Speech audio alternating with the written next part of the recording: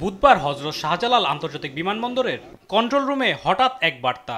পাকিস্তানি এক হোয়াটসঅ্যাপ নম্বর থেকে জানানো হয়, ইতালি থেকে ঢাকার পথে বাংলাদেশ বিমানের BG 356 বিমানে আছে বোমা।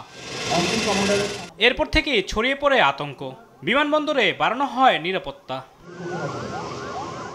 এমন পরিস্থিতির মধ্যেই সকাল 9টা 20 মিনিটে শাহজালালে অবতরণ করে বিমানটি। সঙ্গে সঙ্গে বিমানের চারপাশ ঘিরে ফেলে নিরাপত্তা বাহিনীর সদস্যরা।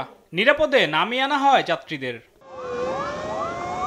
এরপর দীর্ঘ 4.5 ঘন্টার অপেক্ষা। বাইরে আতঙ্কিত যাত্রীদের স্বজনেরা।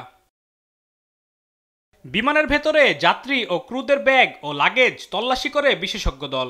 অবশেষে দুপুর 2টার দিকে বের হয়ে আসেন তারা। জানান, বোমার বিষয়ে কিছুই জানতেন না।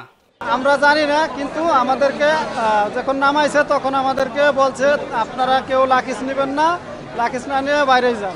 একটার পর একটা চেকিং আমাদের সবাইকে চেকিং করছে।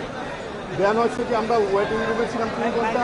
3 ঘন্টার পর সব কিছু চেকিং করার পর এরপর ওরা বলছে, তারপর আমরা সব কিছু হ্যান্ড লাগি সব কিছু আমরা নিতে পারছি। পরে বেবিচক চেয়ারম্যান সাংবাদিকদের বলেন, তল্লাশি করে বোমা বা এ ধরনের কিছু মেলেনি।